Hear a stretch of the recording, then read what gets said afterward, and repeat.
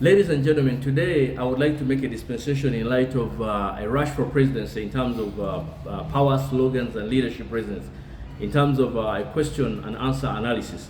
And you asked me a question, what are the key issues that to consider before an individual vies for this important aspect of the presidency? For starters, we need to understand that a presidential aspirant must take into account several fundamental issues in light of what is ahead of them.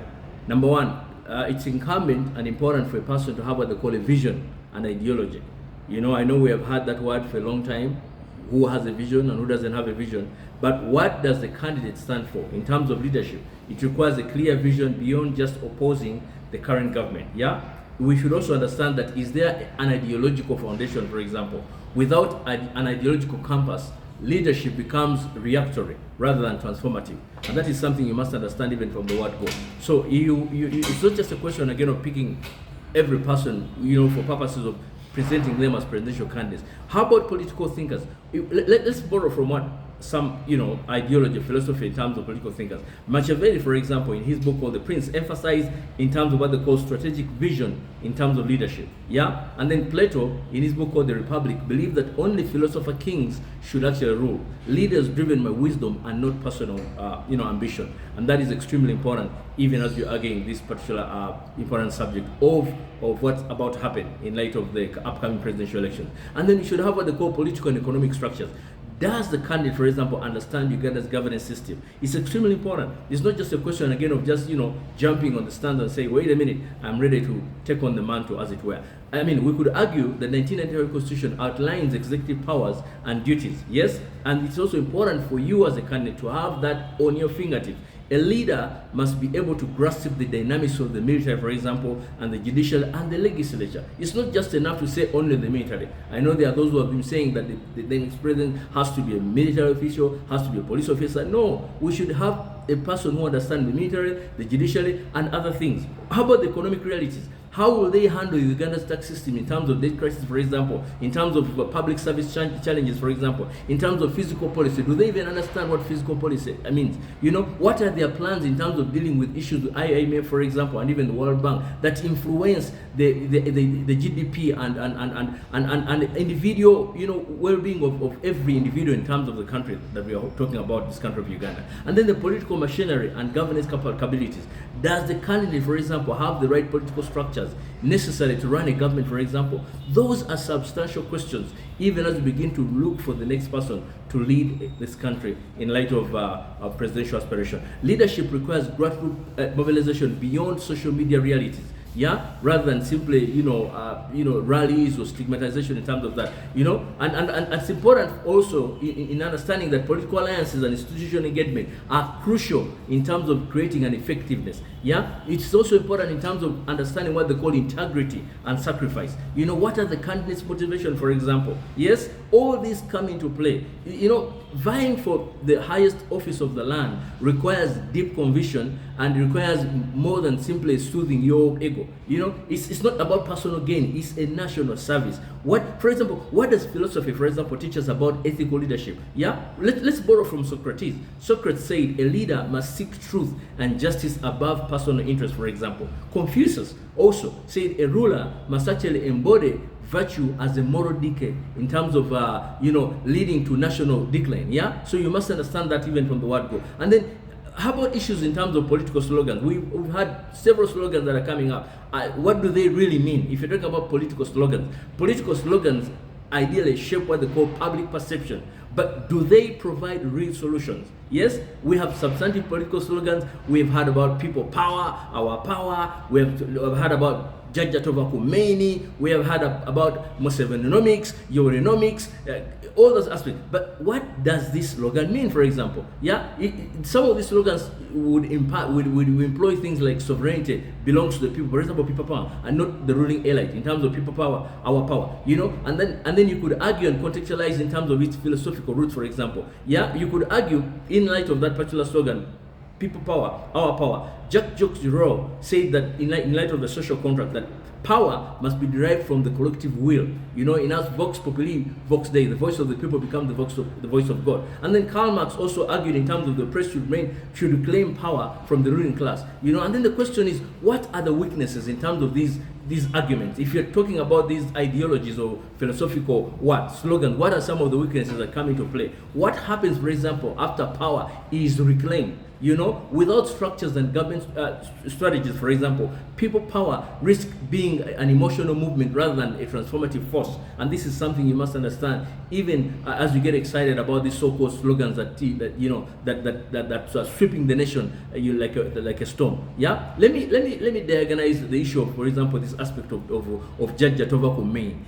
What does this slogan, for example, imply? Yeah. In my opinion, it suggests that the president, especially President Museveni, must stay in power to maintain stability. And perhaps that's the ideology behind Jajja Tobacco Main. But what is its ideological basis in light of philosophical dispensation? Yeah, you could argue and say that especially if I borrow for people like Hobbes in terms of the Leviathan, he argued and said a strong central authority prevents chaos. Yeah, and that's the argument in terms of the preposition. When you argue in terms of what Machiavelli, for example, Machiavelli argued incumbents must control the political narrative in order to survive. And now we see these ideologies. So all these ideologies are premised on some philosophical ideology that supports their occurrence. And what are the risks of slogans like Jajja Tobacco Main? In my opinion, it would actually discourage political competition and hinders democratic evolution. Yeah, because it presents that metaphor or that ideology that this is untouchable and this is the only way forward. It suggests Uganda's leadership should be static rather than adaptive, and that is something that is food for thought. So you may have to contextualize. How about aspects of brain power, our power? That's another ideology.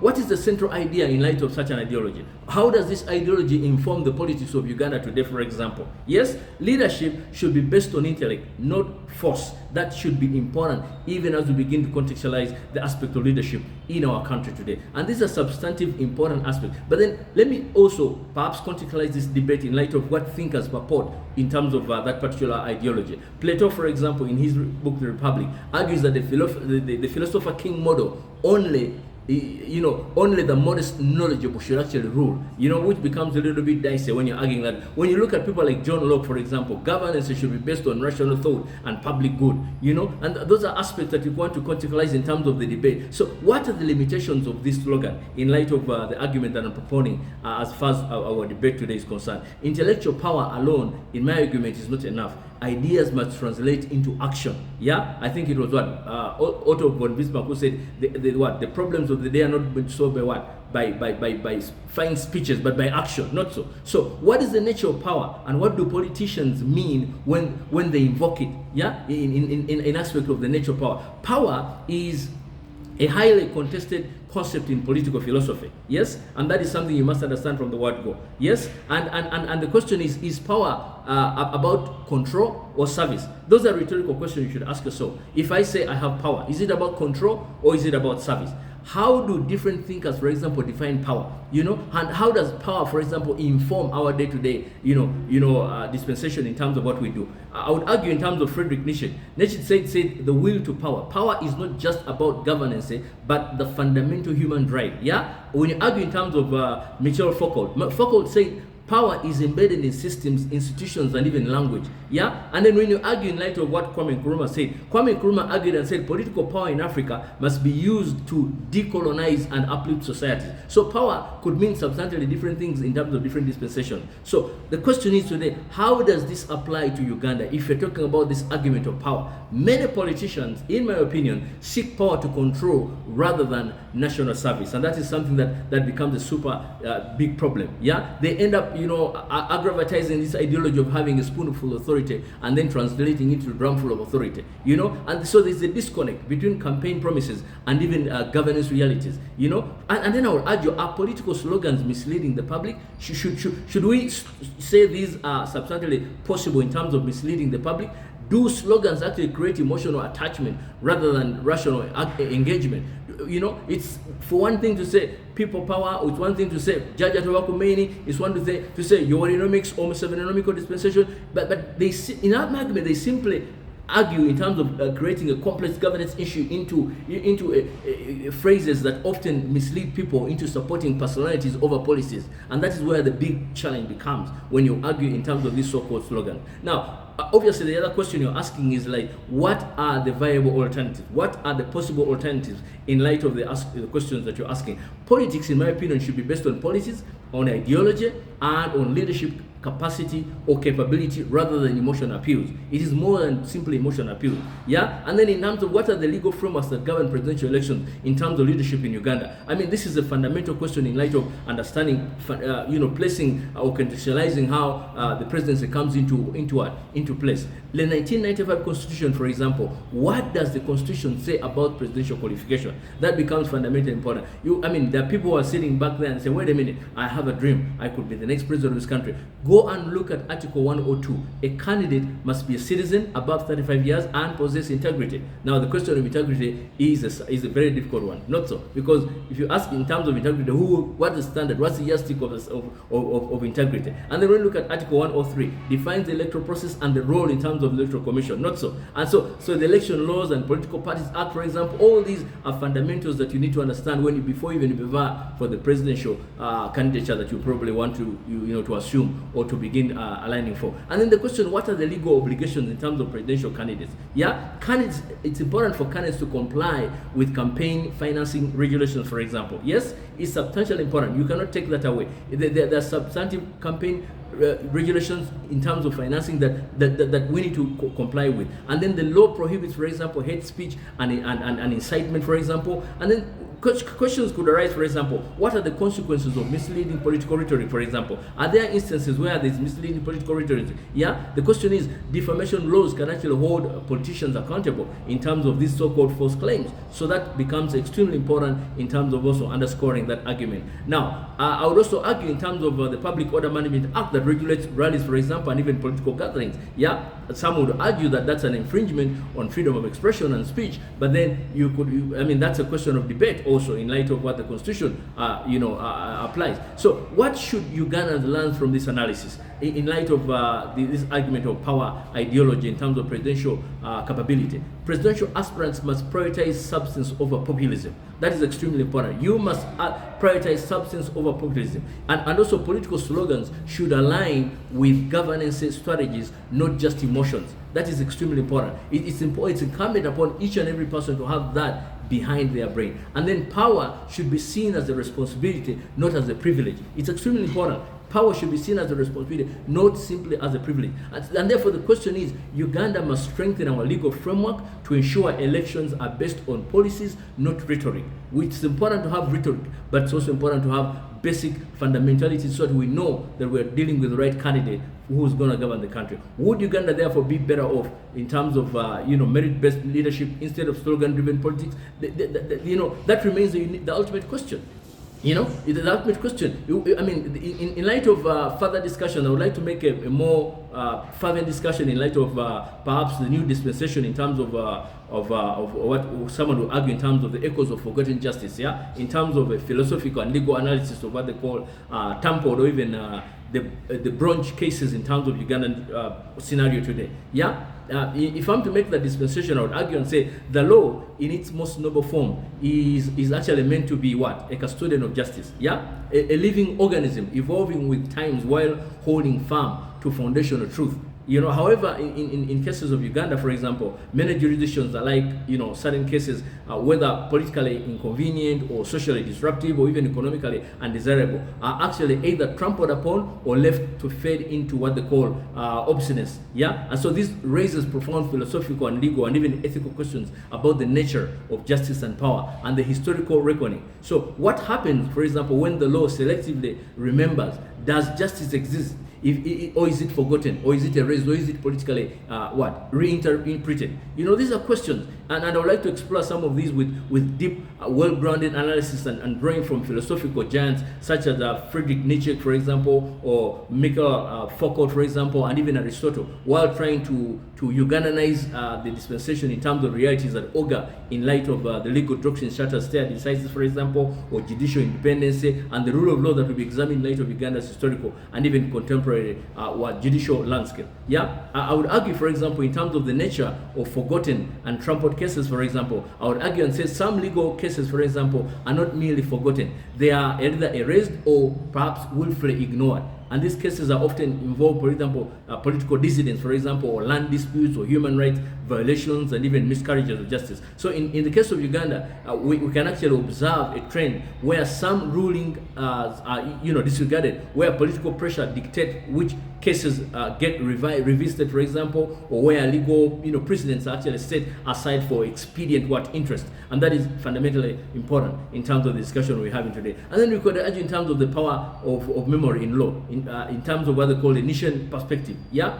Friedrich Nietzsche, for example, argued in terms of in light of the genealogy of morals. He argued in terms of the history is often written by victors. Yeah, and the collective memory is shaped by those in power. So this applies in terms of legal history as well as what is remembered in law, in terms of what is determined by those who control the judiciary and legislature. Nietzsche's concept of resentment, for example, in terms of the process by which the powerless internalize their subjugation, mirrors how Ugandans sometimes accept the barrel of important cases, for example, believing that justice is delayed is actually justice denied, meaning that they should forget entirely. And that is something that we should probably think about in light of these things that are played out in our country. And then in terms of Uganda's legal memory, in terms of political expediency, for example, Uganda's judicial history is filled with cases that were once significant but now have been actually buried under the weight of political considerations. Yeah, I would argue in light of certain considerations, for example, in light of Dr. Kiza Besigye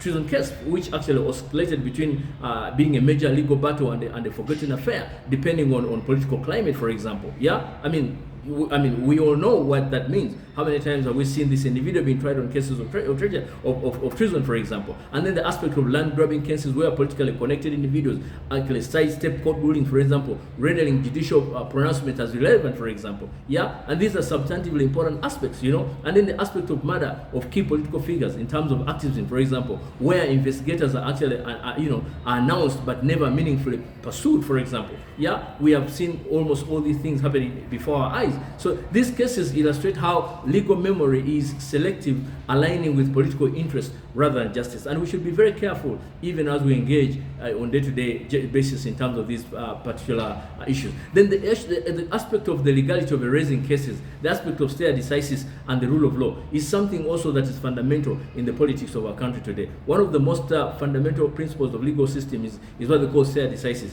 the doctrine that courts should follow precedents to ensure consistency. However, the question in terms of Uganda's legal system has often deviated from the principle due to what they call executive interference or shifting political landscapes. And this is the problem that we're having today. Today we think this is the goalpost, and then at the end of the day we see another goalpost. And then if you argue in terms of Aristotle on justice and legal consistency in light of what I'm talking about today, Aristotle argued in terms of what they call the Nicomachean ethics, in terms of what he defined justice as giving each their due. He warned that legal inconsistency breeds tyranny, and rulers become arbiters of what is right rather than being bound by principles. And the selective forgetting of legal cases in Uganda contradicts his Aristotelian ideal. It creates a system where justice is a privilege rather than a right. And that is something extremely important in terms of what we're talking about today. Now, obviously, case law and legal precedents in Uganda play a fundamental part, and this is something that we should understand. A key example, or perhaps of how Uganda you're going to struggle with legal inconsistency, is the treatment of presidential election petitions, for example.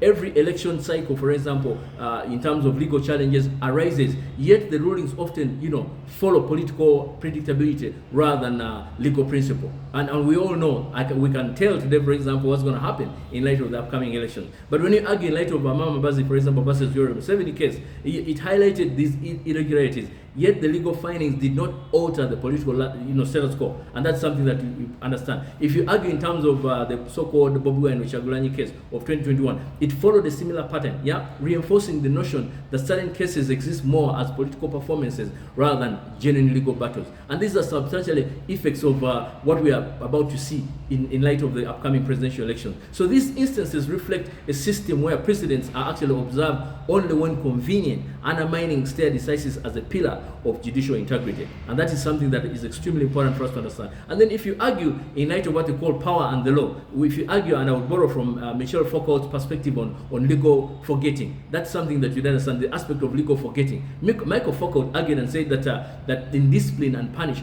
he argued that power does not operate through overt operation alone, but through the control of knowledge and discourse. And in Uganda, the strategic forgetting of legal cases is not accidental. It's a form of legal discipline. And that is something you must understand and comprehend. So there is an aspect of deliberate legal forgetting. Foucault's concept of biopolitics explains how states control populations by shaping what is remembered and what is erased. So in Uganda's judiciary, some cases serve as examples of justice in action, while others disappear.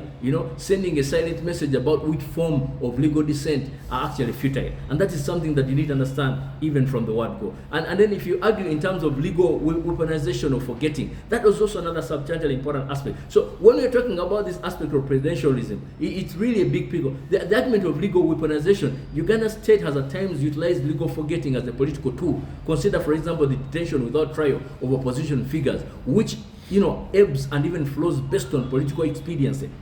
So we cannot hide away from these things, my friend. So the non-prosecution, for example, of corruption scandals, where even high-profile cases begin with public outrage but fade into oblivion over time. These are substantively important aspects that affect the ordinary person in terms of informing what presidential candidate is likely to come. And then the disappearance of land dispute rulings where economically or politically powerful figures override the legal outcomes. How often have we seen that in light of that particular aspect?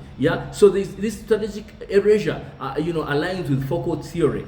Justice is not denied outright, but buried, ensuring legal resistance appears futile. And that is substantially important in terms of the dispensation of what we're talking about today. And therefore, my argument could be in terms of the need for legal memory, a call for institutional reform. Yes, this becomes fundamentally important. Yes, if Uganda's judiciary is to regain its credibility, it must combat the illusion of legal memory.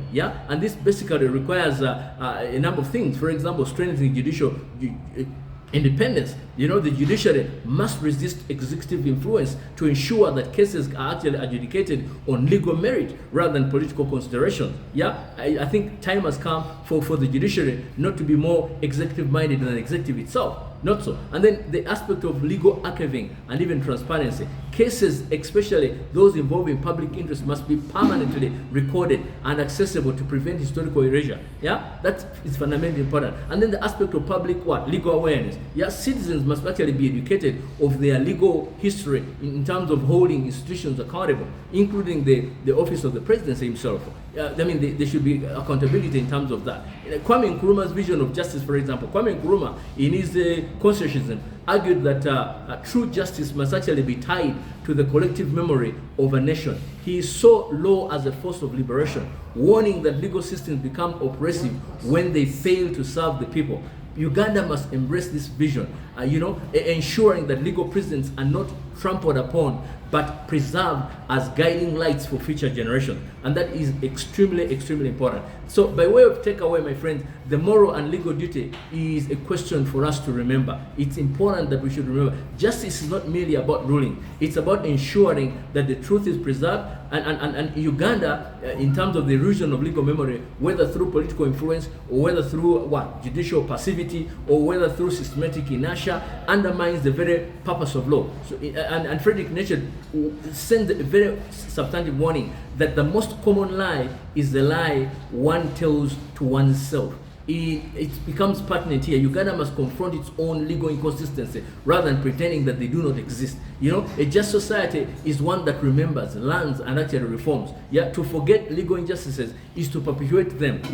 To recall and address them is to build a foundation for true justice. So Uganda stands at crossroads. Will it continue to trample upon its own legal precedents, or will it resurrect forgotten justice and restore the law in terms of moral authority? That is a question that I would beg for all of us to understand. The question, or perhaps the answer to this question, will define the nation's legal and ethical future, and that becomes fundamentally important. Now, listen, I would like to go a little bit more in terms of making a presentation limitation in terms of some other slogans that are taking the day away. In terms of Museveninomics, for example, Eurynomics, and then Muhozology, and then Kainerugalism as philosophical dispensation. Power in Uganda has actually been shaped by distinct political philosophies that define governance, for example, in terms of economic strategy, in terms of security, in terms of leadership succession. So the rush for presidency, for example, in terms of the rise of populist slogans and the nature of power itself must actually be analyzed through structured ideological frameworks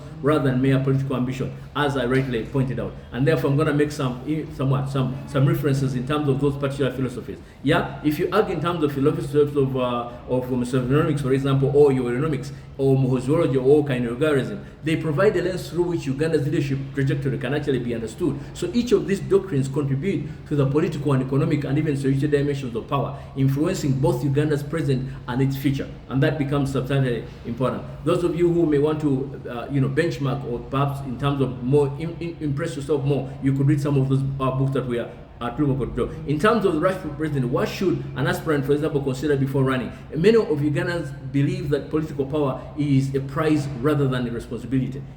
However, a leader must ask substantial question. What was it my economic model, for example? In terms of if I argue in terms of Museveninomics, or vis-a-vis, or Eurynomics, for example, in terms of economic model, how do I maintain security in terms of Muhozology, for example, as a dispensation, and then the aspect of, how do I ensure institutional stability and resiliency in terms of Kainerugalism? Yeah, those are aspects that you would argue in terms of philosophical dimension.